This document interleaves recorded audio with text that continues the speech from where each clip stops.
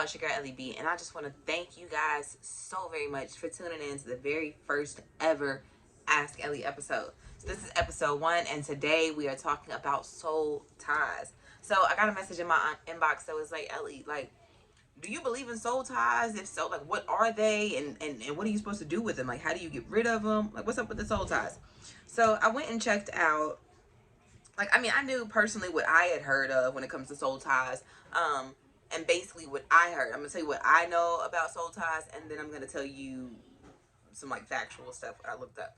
So for me, what I understood soul ties to be is that basically whenever you have sex with someone, sex in and of itself is really what it's the exchange of energy, right? So if sex is the exchange of energy, then in your energy is your what? Your energy is a part of your soul, right? It's a part of who you are. It's attached to you. You can't get rid of your energy. I mean, it can change, but you can't get rid of it, right?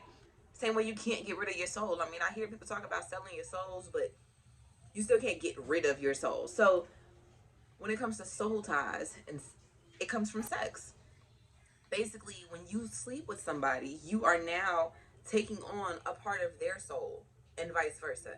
So somebody explained energy to me once in a strange kind of way that actually made a ton of sense. So they explained energy and the exchange of energy as like a puzzle.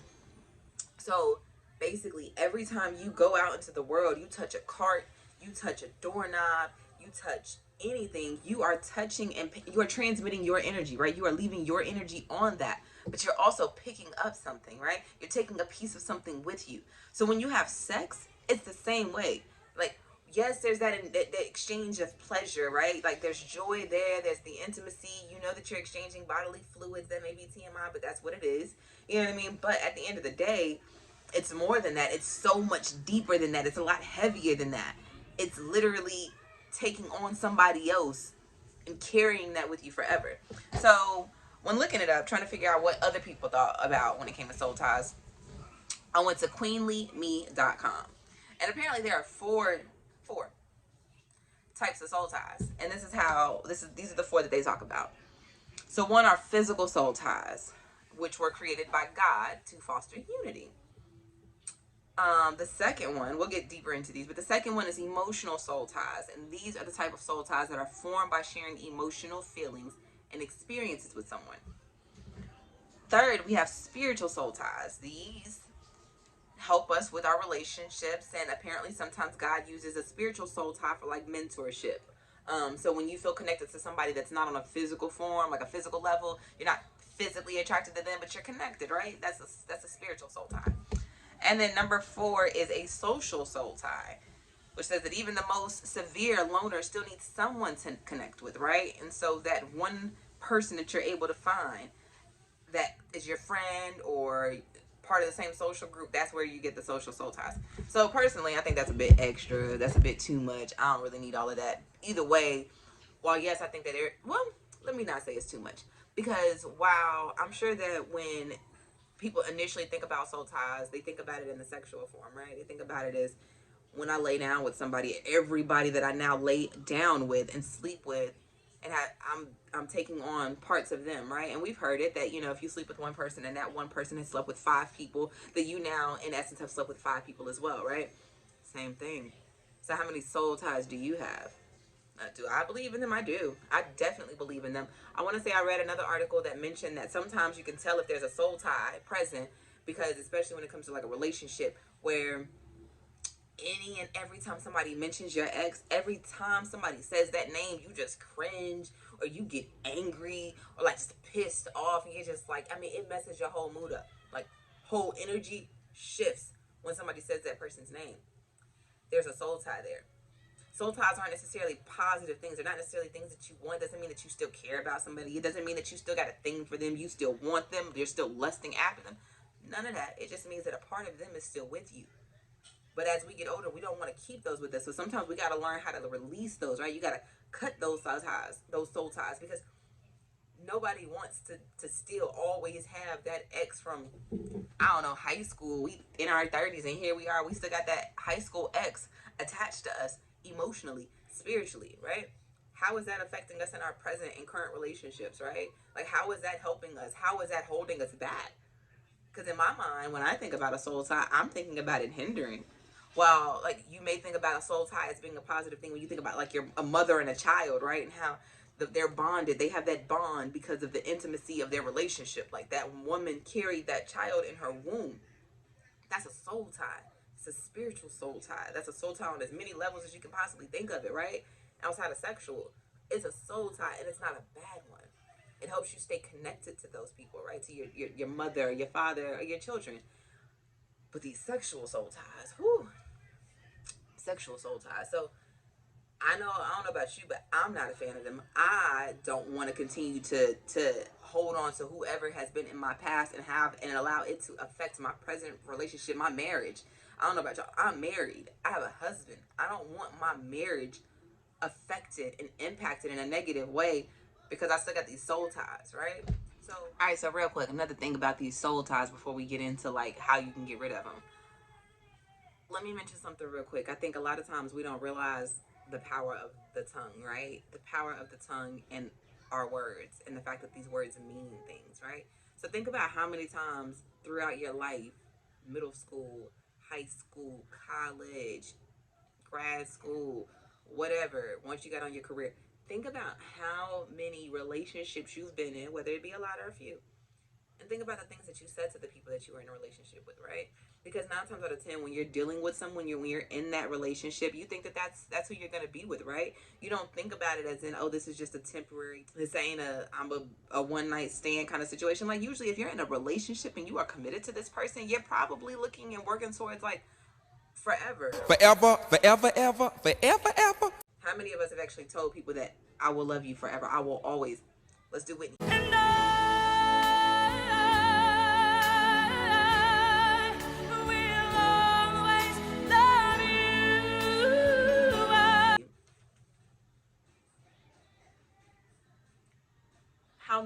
How many people, how many times have you told a person, a partner, that you would love them forever, that you would always love them, that you would always be there for them, that you would do anything for them?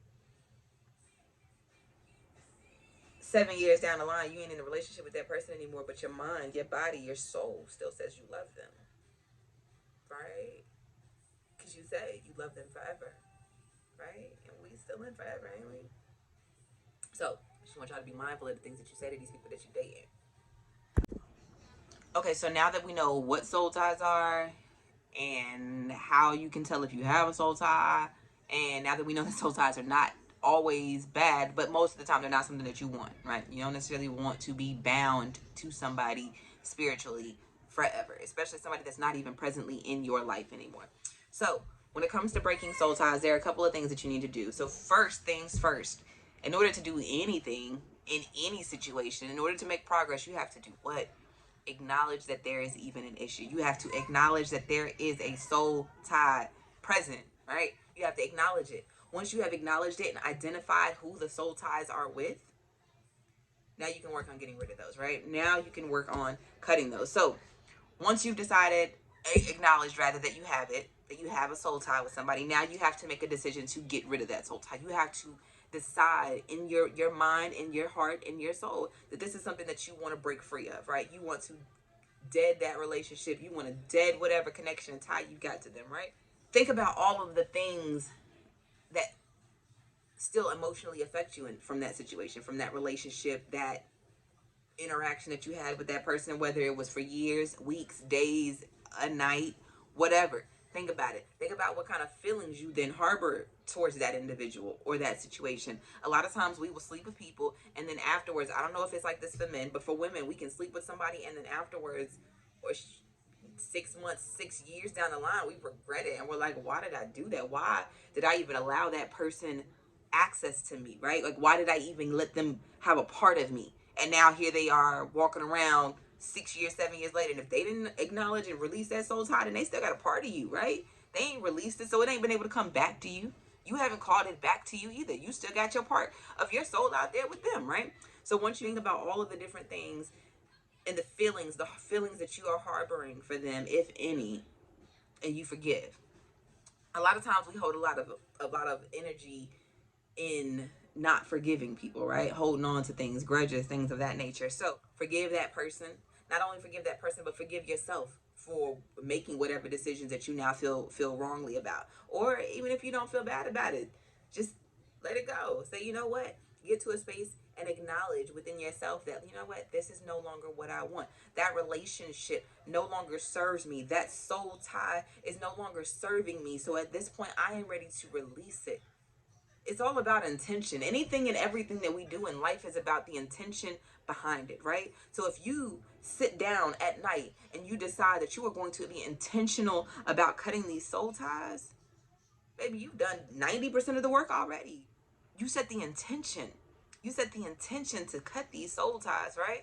So after you have forgiven that person, right, which was number 3, step 3. Number 1 was to acknowledge, right? Number 2 was to then make the decision, to determine in your mind that you are going to take action, right?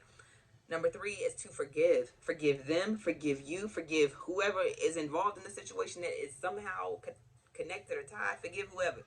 Forgive it all, right? Forgive your body if you need to. Forgive. Last but not least, you have to release them. When I decide I want to get rid of something, when I want to release something, a negative thought, a negative belief about myself, a negative habit, anything that I just want to release that I feel is no longer serving me and I just want to get it gone, I write it down. I write it down because it just, things seem to work better that way. So again, when I'm ready to release, I write down the name. I would write down the name of the person is what I suggest. You write down the name of the person that you want to cut the soul ties with, and you write down whatever else you just feel like you need to write and get down on paper that you want to release. Do that.